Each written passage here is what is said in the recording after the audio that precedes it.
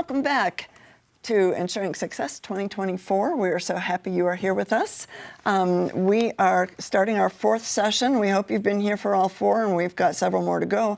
But for now, we're starting this session on tax, moving into financial planning and adding recurring revenue to your practice. It's going to be a wonderful session. But first, we want to thank the sponsors who are making this event possible. They are ADP, Avalara, BotKeeper, Canopy, CPA.com, eFile4Biz, WriteWorks, SafeSend, SureLink, Wolters Kluwer, Zoho, and also for this session in particular, we are being sponsored by XERO. So we could not make this event possible without the help of our sponsors, so we are grateful that they're here. We also would like to inform you real quickly, if you're just joining us, how CPE works. We will provide 3 CPE codes during the session. Each time we're going to give you a code, it'll appear on the bottom of the screen and you will hear this sound. That's your cue to remember to record the CPE code. When you're ready to collect CPE credit, you'll go to the top of the menu or to the top of the screen and click on the CPE option on the menu. And that will open a screen where you can enter the CPE codes that you collected and download your certificates. If you have any questions for our speakers, you can enter them in the Ask a Question box at the bottom of your screen. And if you have questions regarding the session itself, tech support, CPE, anything like that, you can get to our tech team by sending an email to info@EnsuringSuccess.com. I'm Gail Perry, Editor-in-Chief of CPA Practice Advisor, and I'm going to introduce our panel really quickly and have them tell you just a little bit about themselves, and then we'll get into the meat of our session. And so today I'm joined by Nicole Davis and Karen Mitchell and Sean Duncan and our co-moderator, Alexander DeFelice. And I'll start with you, Nicole, for a brief intro. Sure. I'm Nicole Davis, and I am the founder and CEO of Butler Davis Tax and Accounting based in Georgia. And we primarily work with independent pharmacies, construction companies, and service-based businesses. And we provide a holistic approach to financial services and accounting and tax. I'm Karen Mitchell. I do have a small tax advisory practice, but I also work for XERO as the U.S. product specialist, which means I work with product leaders doing everything from setting the product strategy to filling requirements for U.S. specific features that they're building. And my name is Sean Duncan. I have a whole collection of companies, but the ones that relate to you guys is I have SMD Consulting and Accounting, which we are a subscription-based, fixed-fee, proactive-based advisory firm. We were a tax firm. We pivoted to advisory. I have an RIA, because that's the securities license. We're going to talk a little bit about wealth management stuff today. And then I also have a company called Chief Proactive Advisors, which I coach other CPAs on how to transition from compliance work to advisory. So I just collect companies, apparently. And I'm Alexandra DeFelice, Director of Marketing and Business Development for Payne & Fears Law Firm in Southern California. I've had experience working for several different accounting firms, and I will be co-moderating with Gail over the next 2 days. All right, so before we get into kind of the nitty-gritty of what we mean by adding to your tax practice with financial planning services, I want to talk just a little bit about, or sort of feel out the panel a little bit on where we think tax is going, because it seems like this is the best time ever to add additional services to your tax practice. Why is that the case? Go for it. Well, for me, I think this is because tax has always been seen as a commodity service. And with the evolution of AI being introduced more and more in our industry, pretty soon, machine learning, artificial intelligence will be able to create a very accurate and complete return. So what is going to be our role going forward? If it's not advisory or we're not adding additional services, then we're slowly dying as part of building our firm. And I would also suggest that it's really important when we think about the pipeline of future accountants. They don't want to be doing routine data entry type work. They want to have the opportunity. It turns out they don't actually like to come to work and grind. Mm-hmm. They would like to do things that have meaning and value. And so moving into additional services allows them to be able to do that. Well, and like Nicole said, the industry is changing, technology is pivoting. I mean, we've watched it with bookkeeping, right? Bookkeeping used to be a much more manual process, and by linking the bank accounts, we can automate that process. It doesn't mean the industry is going away. It just means the quantity of bodies needed to do the work is going to decrease. So the tax prep by itself, it's really just pulling information from databases. It's sitting on a 1099-R is sitting on a financial institution, a W-2 is sitting on ADP's platform. That data just pulls into the tax return. So the work that we were traditionally doing has to change. Now, we could just retire, or if we want to actually continue to make a living, we have to pivot. And pivot, the clients have been begging for advice. I mean, just think about how many times people have said, I wish my CPA would do more than fill out forms. I wish my CPA would help me with something. Here's your chance. And then to your point, don't we want to be a little more fulfilled too? Yeah. I don't know about you. I started as, I was the largest firm in town, successful doing tax returns, but yet I'm pulling 80 and 90-hour weeks. And I'm killing it on all the numbers we were taught. And that life-work balance was garbage. It's why I pivoted to advisory. So selfishly, I pivoted to advisory and changing the services just to get my own life back. So if we can deal with the technology push, we can be more fulfilling of opportunity for our employees, the clients are happier and I'm happier, I'm kind of feeling like there's a convergence of opportunity. And I think as firm owners, we don't do a good job of explaining to clients the differences between like what is tax preparation, what is tax planning, what is tax projections. And so because of that, clients automatically believe that their tax prep comes with all those additional services. And when we don't explain like that's not included or there's an additional price for that service, then they get upset and wonder, what am I paying for? Yeah, I thought I was paying you to give me advice and help me out. And what's so interesting is the public still views us as a cheap resource. Like, well, I can just go down to ABC Company and get a tax return done and they'll tell me. But they don't understand that, no, the filling out forms is a different moment. And by the way, doing your tax planning when you're preparing a return might be a little late. I'm just going to say, feel like we missed the window there. So, Nicole, how do you have that conversation with them? So, up front, during the initial onboarding and the engagement, so we clearly spell out on our website, we just revamped our website to say, hey, these are the services you're going to get, and we break it out between tax preparation, is by itself, tax preparation plus planning is very separate, and then tax preparation, planning, and projections also comes as a package. So we want to set that expectation early on with clients so that they don't come in and then feeling like we didn't meet their expectations. So if you set it early and you include that in engagement, then I think that creates a level playing field for them to like expect other services that they don't have to pay for. And what about upselling from going from the regular tax? I know Sean loves this issue, so I'll start with you, then go to Sean. So upselling? Yeah. So I would say generally you want to definitely understand the client. So during our initial inquiry, we asked them like, what services would you like? And they tell us based on what they think they need. Then once we have our onboarding call, which we call a discovery, not an onboarding call, but discovery call, we explain like, hey, tell us about your business, tell us what are your pain points, and then we listen.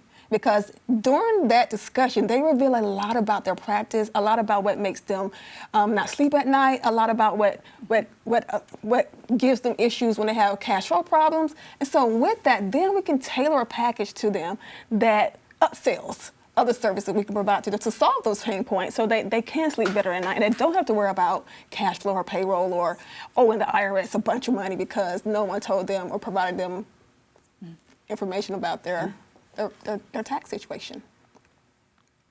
Okay, before you jump in, let's just take a moment because we have just a catch our breath moment, and we'll show you the first CPE code for this session.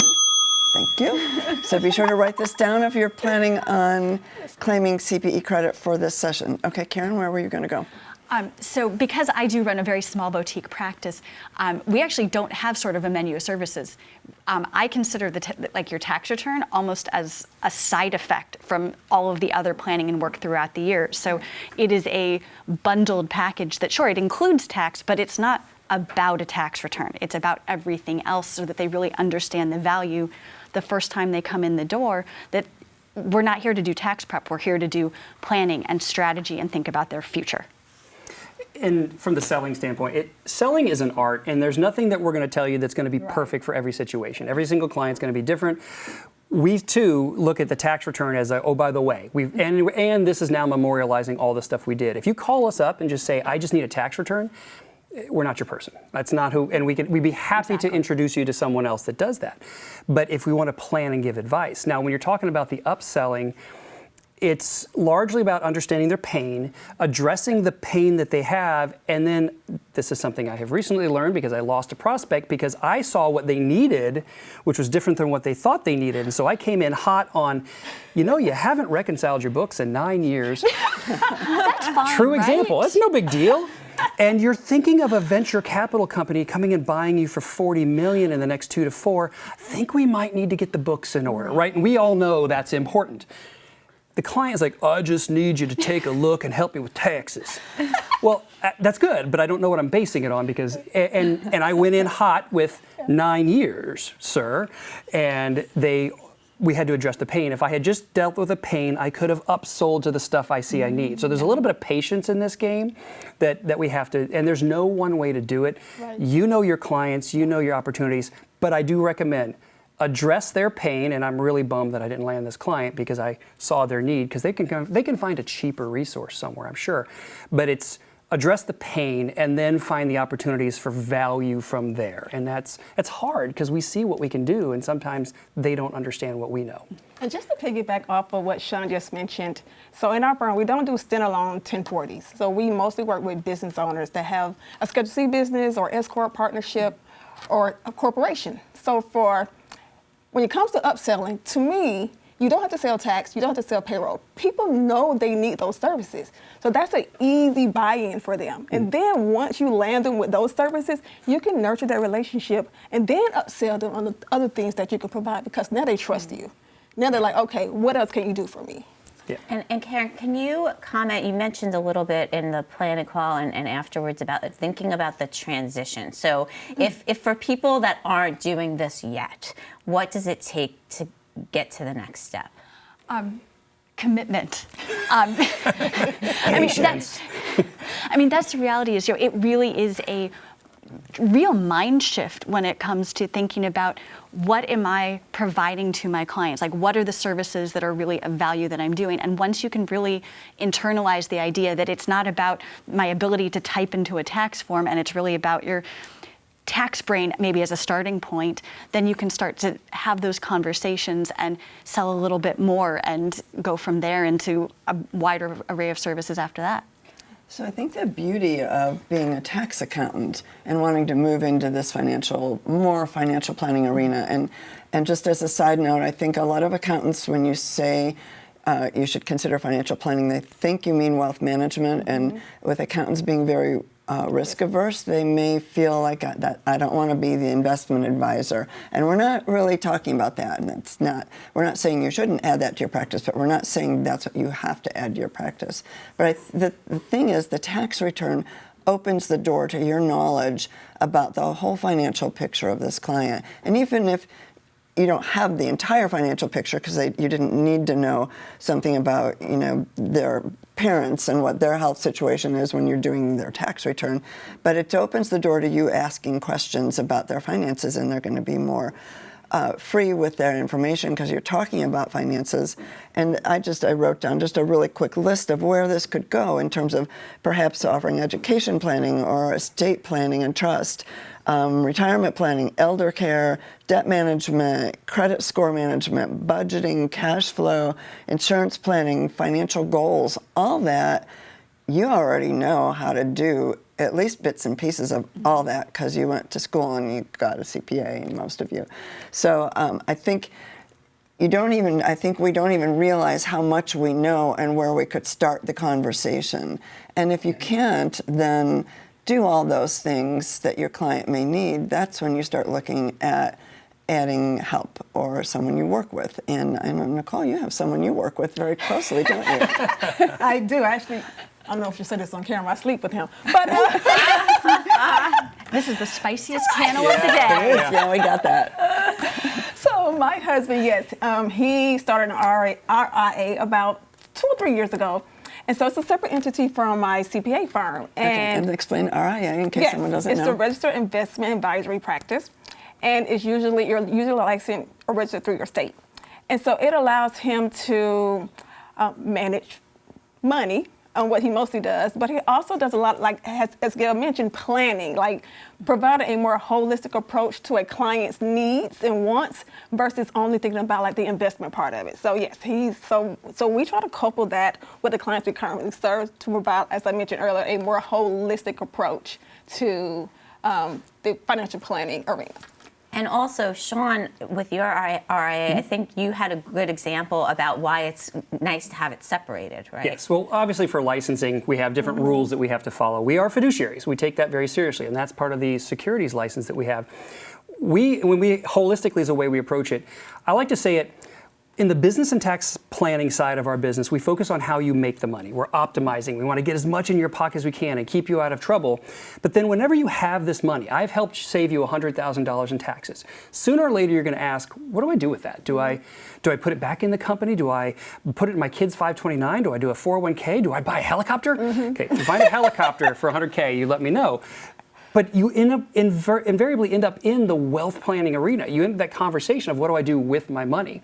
And we were finding that we would say, go talk to your wealth person, and then they would go screw it up. I wanted to set up a 401k because I eventually want to move them to a DB plan. And then the wealth manager sets them up on a SEP but doesn't tell me because they don't communicate. And the next thing you know, I've got 5 employees I have to give 25% bonuses to because of the SEP. That communication is key, so we just pulled it in-house. So separating, that's a licensing thing. As I have an RIA, and actually I have a specific type. And those of you that are considering wealth management, I strongly encourage this version. I have a solicitor's RIA, which means I'm the sales guy. There is another RIA that is actually managing the wealth. Your husband manages the wealth. Yes. I am lazy. I don't want to do that. So I just want the check. So I have this middle piece where I split the fees, but I have a person that physically sits in my office, employed by a wealth management firm, but he is our guy. And so the clients, and then of course my fiduciary responsibility, I'm running a CPA firm and all this other stuff. I don't have time to follow the market. So I can't be a good fiduciary. I have to have that other body to do that. That's his jam. But if you don't want to manage wealth, take on the risk, you can get this particular version, it's again managed by the states, to be a solicitor's RIA. You get the fee, but you truly separate the risks associated with that, and then you're that relationship like you would have with an Edward Jones and a Merrill or something like that. And didn't you even say like you got audited and they were completely confused by the situation? Good old state of Texas, y'all.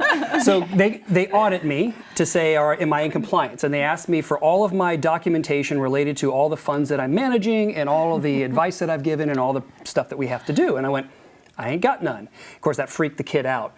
And I got escalated to the manager. And the short version was this kid was taught to audit just funds.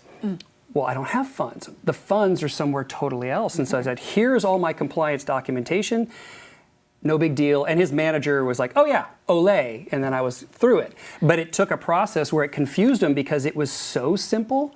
They didn't know what to do. It's almost like going to Bank of America and you walk in with a simple thing and then their rookie underwriter gets confused. That's what it felt like, is some kid didn't know what they were doing because it didn't check the exact box they were expecting. And but it really was honestly no big deal, barely cost me anything. I didn't have to hire lawyers. It was just a disclosure and I was off and running. Thank you for sharing. Okay, so if we're thinking about moving into offering additional services, no matter what they are, to existing tax clients, kind of what steps do you take? Let's just pick one type of service, let's say retirement planning that we want to add, and being able to advise on what kind of plans to do, maybe not what to invest in, but how much to invest and how to monitor those investments, or whatever we're talking about adding into the bucket of retirement planning. And then we want to tell our clients about that and offer it as a service, as opposed to just, I'm doing your tax return here, I'll give you some free advice, because that seems to be what a lot of people do. Yeah. So how do you make that transition? I have a very strong opinion on it. Not that I have lots of opinions. That's why we were waiting for I you to know. They were like, oh, here goes Sean. Okay, I promise I'm not going to dominate the conversation. It's why I coach on this. Actually, what I would do is there's so many different types of services you can offer. And you did an amazing job giving a summary. You can do CFO level work. You can do app integration. Pick what you enjoy, the type of work you want to do. Start there. Don't jump into what can I make money on. Focus on what you can do. I've been paid to give advice on Disney World, y'all. People will pay you based on what you know, and I'm kind of a Disney nerd, so I'm happy to talk about it. Doesn't happen every day, but I did get paid to do it.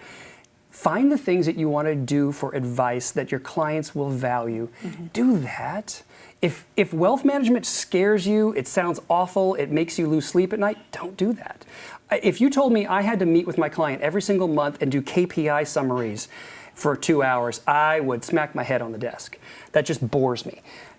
But other people, they love it.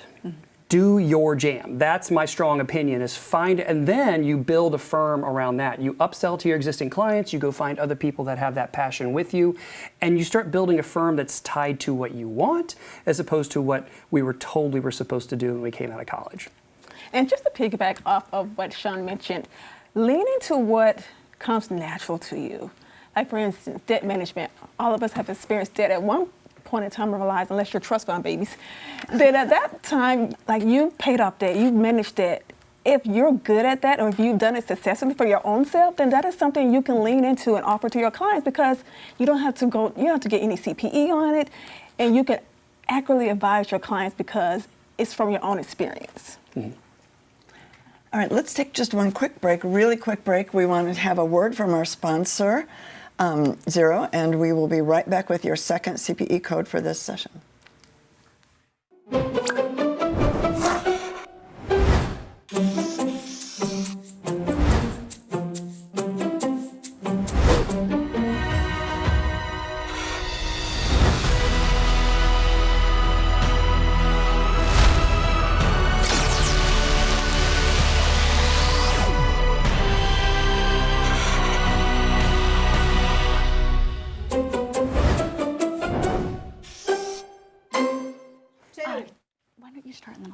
And we are back.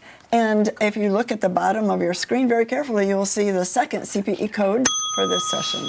So please record that if you're planning on claiming CPE credit. So I just want to continue this conversation we started just before the break really briefly. And so if we want to go, say we recognize that there's a need for debt management or an opportunity for providing debt management services to our clients, or anything else too, but let's use debt management. That was our example. What steps do you take to make sure you're suddenly the expert and that you can offer that as a service and feel good about offering that? I would say the very first thing anyone wants to do from a risk standpoint is to check with your E&O carrier to make sure your coverage actually covers that type of service, because that will reduce your risk substantially, just in case something goes wrong. So I would say definitely start there. Yes. I love that. Yeah, that's perfect. And I would say once you know that you can provide that service, or you change your insurance so you can, thinking about how to make that service repeatable. Because while every client is different and there are going to be things you want to custom tailor to clients, you also don't want to have to reinvent the wheel every single time that you have a new engagement. You want to have things that you can reuse and reproduce so that you can scale and grow whatever additional service you actually want to be providing. And then, so to your question is, there's two routes that could go. I either know it or I don't. Like, if you already know it, then you just start giving that advice. You know, there's no skill up necessary. It's really getting to refinement and whether I'm going to get sued for it. Love that. I'm stealing that. I'm taking credit for that. That was awesome. But do you know it? Just start sharing it and figure out what your pricing model is going to be around it. If you don't know it, now remember, I'd love you to actually want to learn something you want to do. There's tons of continuing education, whether it's webinars or conferences or, Ensuring Success has these panels that teach you technical things. Yeah. There's avenues where you can skill up on that. And I really encourage people to look at their peers. Way too often we approach ourselves as competition. And Nicole and I are both in wealth management. But in the prep for this, we do different types of wealth management. There's clients that won't fit me that fit her. We can be peers and help each other out. Don't forget that opportunity of learning could actually come from your friends and not that they're competition. And so there's just lots of ways to support each other. You said it earlier too, is how do we have these services and you don't know it? I refer like crazy. Okay. Like, there's just stuff if I don't know it, actually, if my employees don't know it, because see, I don't actually do work. My employees do that. But if we don't know it, let's not be bad at it. Right. Let's let other people that are amazing be amazing at it. And so we have a really strong affiliate network we send specialty work off to other people. So there's a lot of avenues to make this a service you offer, and yet you don't even have to skill up to offer it. You just have to know somebody that's awesome, and you can margin up, you can referral fee. There's a lot of avenues for making this work. All right, I might cause a fight between Nicole and Sean, so Karen, you might want to step I'm going to have to duck. Here we go. I have no opinions, don't worry. We were prepping for this. Sean said, if you're going to take a client from a $450 tax return to a $12,000 in advisory service, they might like it and leave. Who cares? And Nicole challenged him and said, no, start small, go from $450 to $1,000 with like a little extra thing you could give them. Go and fight. What do you think? So Sean made a great point earlier about there are different business models. Everyone is not going to be on the same business model, even though we may be providing the same type of service. However, I believe in taking a step-up approach because some clients, you have to handhold them. You have to walk them through the journey before they're okay paying you $5,000, $10,000, $12,000 for financial planning. So this is why I said you don't have to sell tax services. You don't have to sell payroll. Clients know they need that, but they don't know they need financial planning, and most people absolutely do. So most people are not going to jump for an $800, $900 tax return up into $12,000 is what like Sean charges. So If I charge that little.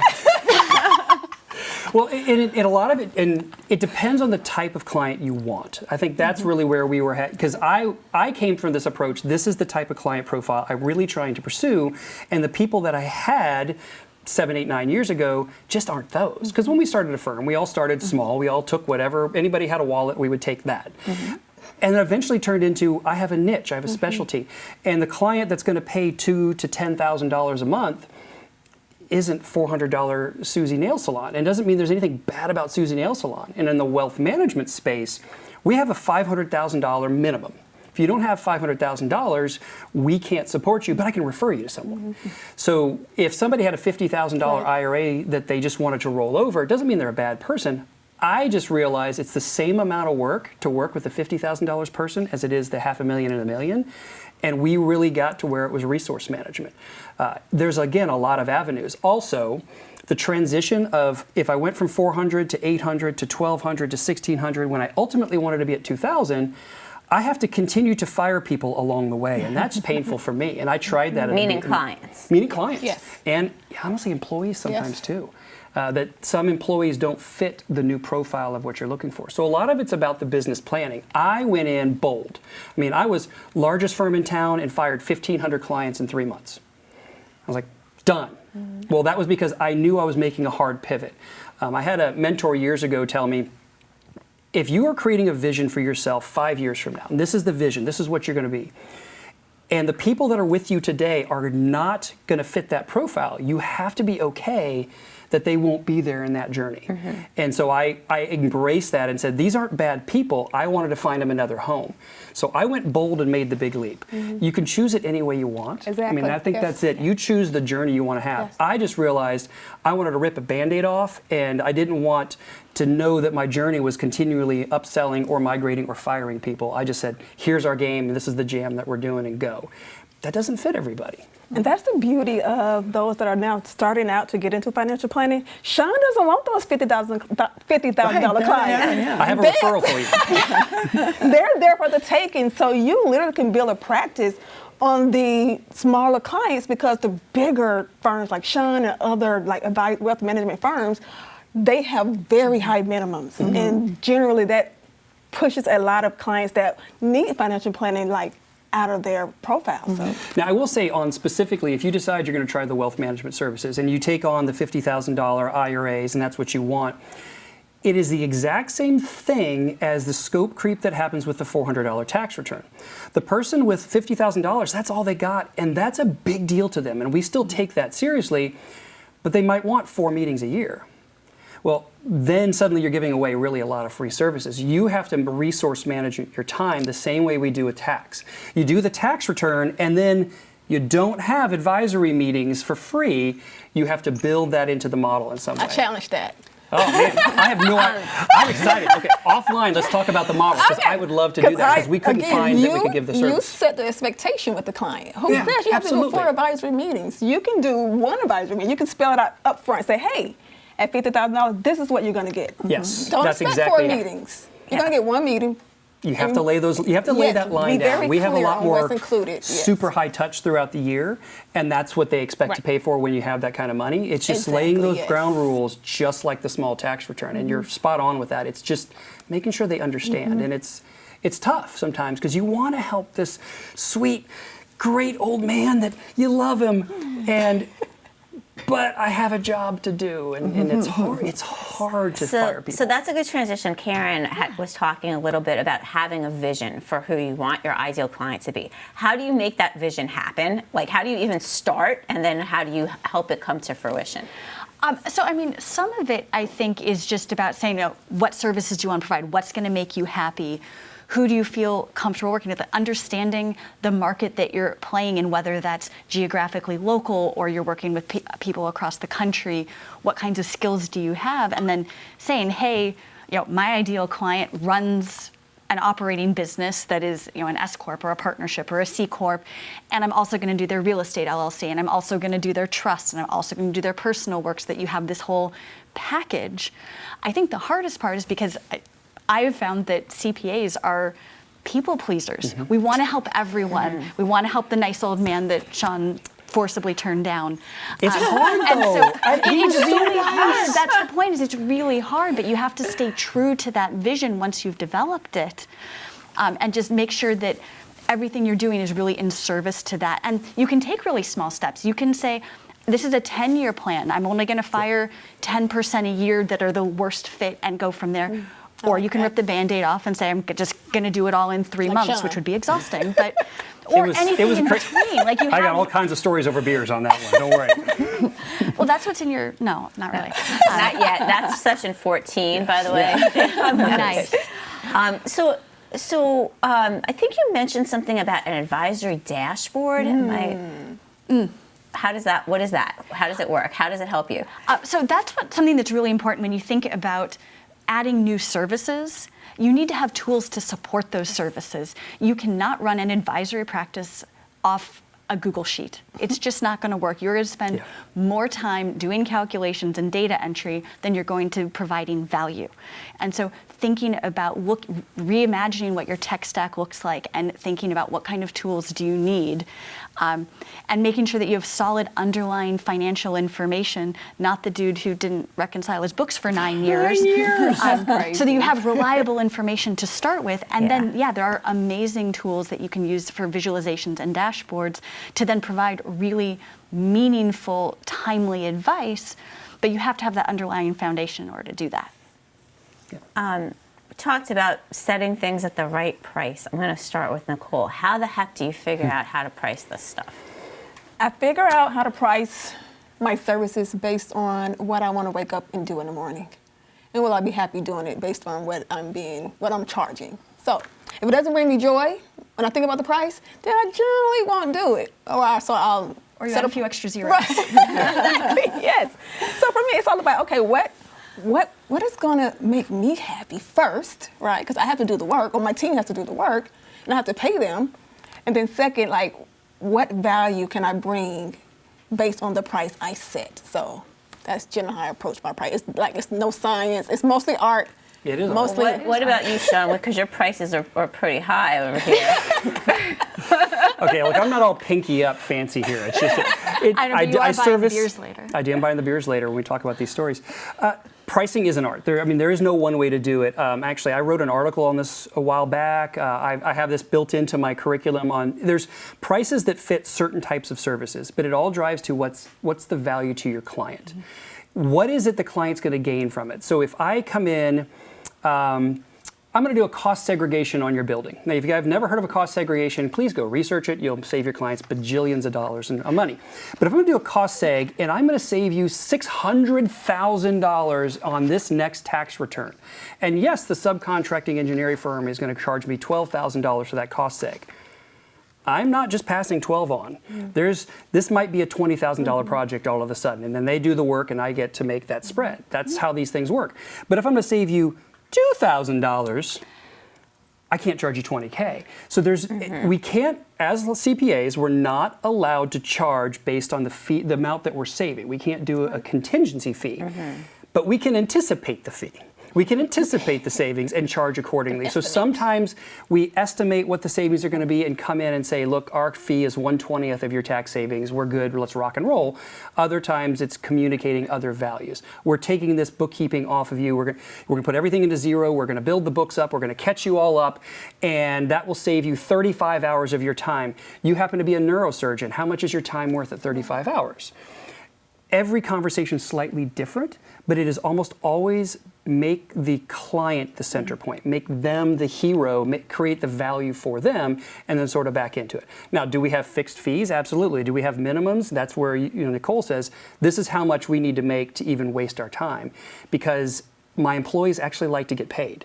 I found it to be a really strange phenomenon, and they want raises? They want benefits and all the things. Oh my gosh, selfish.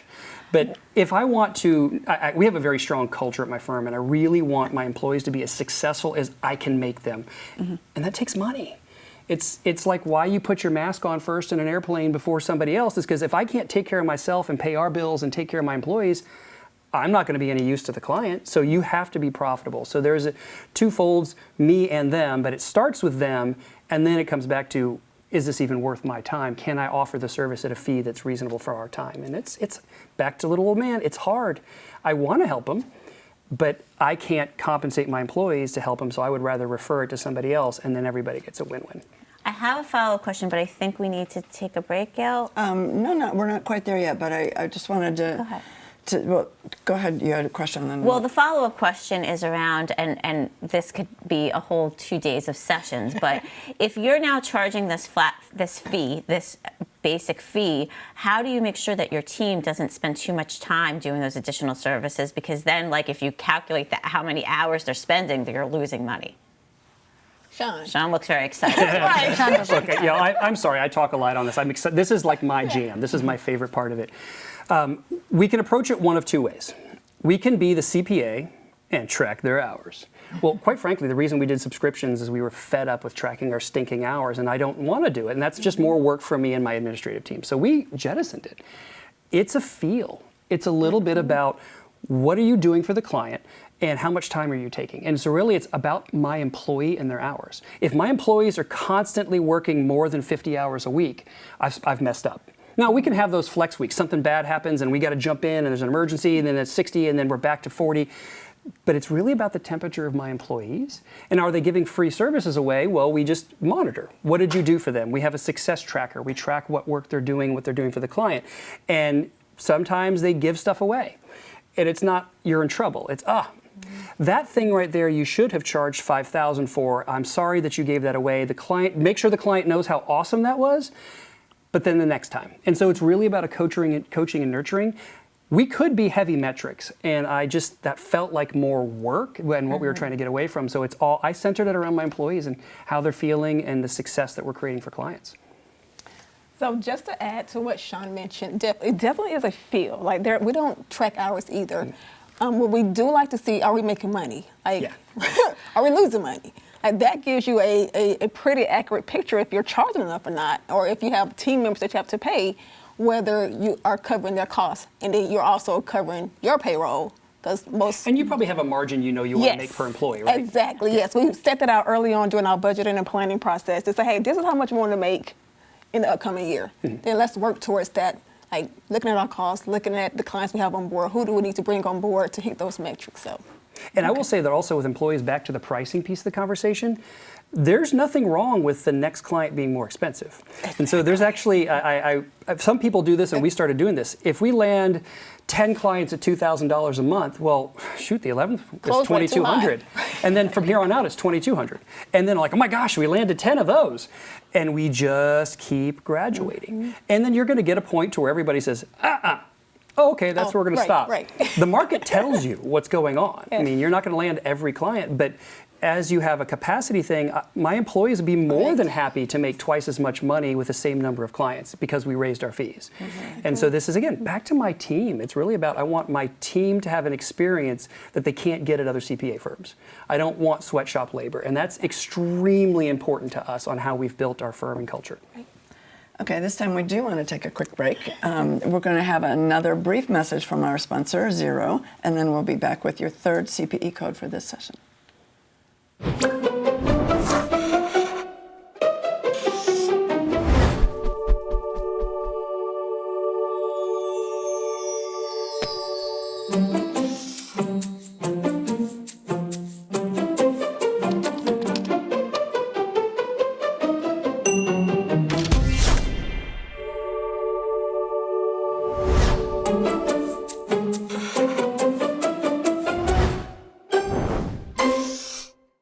Embrace and change. All right, we are back. We are going to display on the bottom of the screen now the third CPE code for this session. So please be sure to write that down if you're planning on receiving CPE credit for this session. And as we're winding down the session, we want to talk a little bit about embracing change. I think we're going to start with Karen. Yeah, I really think that all of this is really about the journey and the idea that, you know, even we're talking about with pricing and what John's saying about, oh, you start at 2,000 and then you increase to 2,200 and keep going. All of this is an evolving process. You know, if you start by pricing some kind of new service, you know, this debt management service, and you find out, hey, I didn't quite do this right. It was more work than I thought. Well, that's not a failure. That's just a learning opportunity so that you can move forward and do it a little different next time. Or you can say, hey, maybe I didn't enjoy providing that service as much as I want. What else would I like to do? But this idea of being curious and saying, hey, I don't have to be perfect the first time, and instead, I can just try things and evolve, I think is really how you kind of cross that idea of, I'm going to change my practice. Yeah, but you can do it one step at a time and just keep going. Mm-hmm.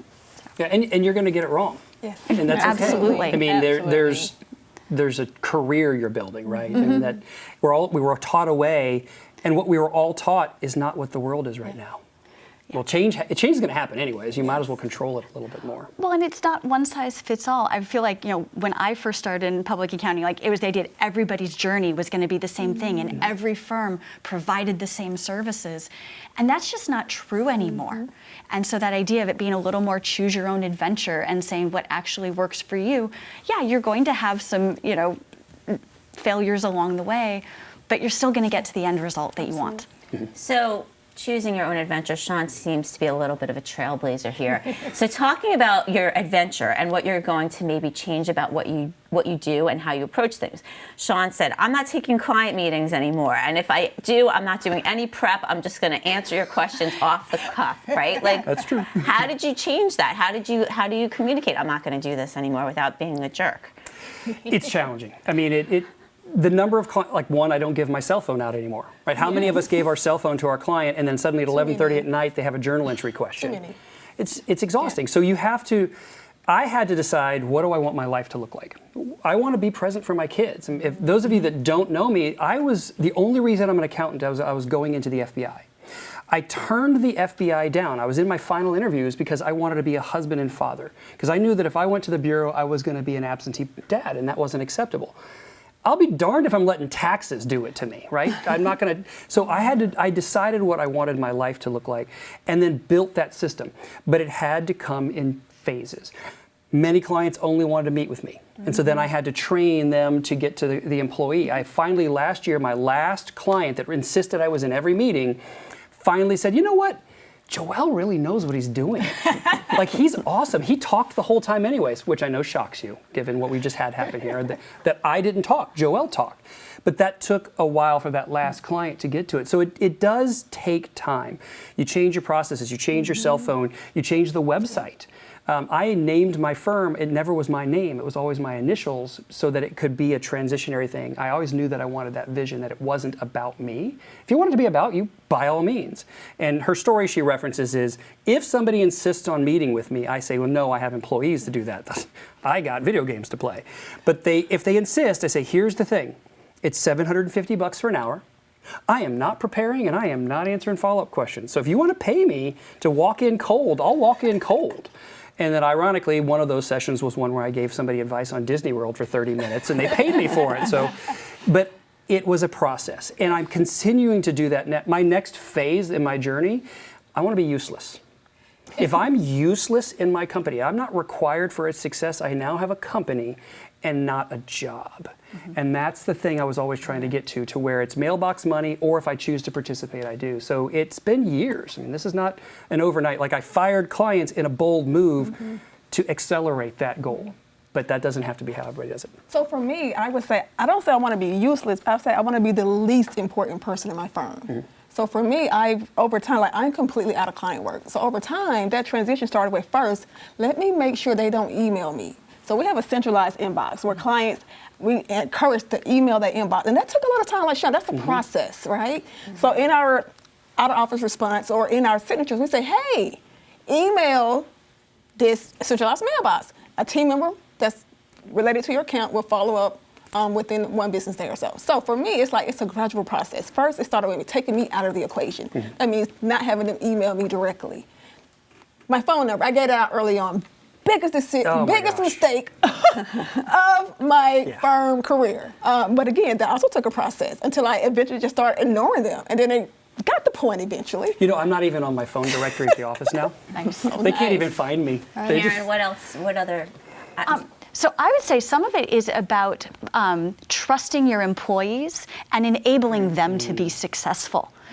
Because you can't be useless or the least important unless you're empowering them to do the work, unless they have the right tools to get their jobs done, if they have the right skills, and you let them do it. You let someone else in the meeting talk instead of you talking, because that showed that they were trusted to handle that work.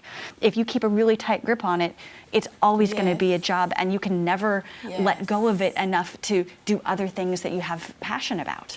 And we all have egos. I mean, don't get me wrong. We all want to be seen as an expert, and there's nothing wrong with that. But when you ultimately are weighing, I want to be the face and I want to be looked as powerful and smart, or I want to go on vacation. Like vacation every day, all day. But one of the single best tricks you can do is a transitionary phase where you have your employees meet and participate in increasingly greater conversations. We would start a meeting where I did 75% and then they would jump on as an expert. And then the next meeting was 50-50.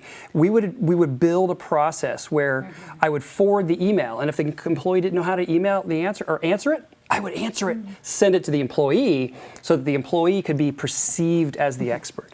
But our egos will get in our way. Every so often, you're like, oh, but I'm the smart one.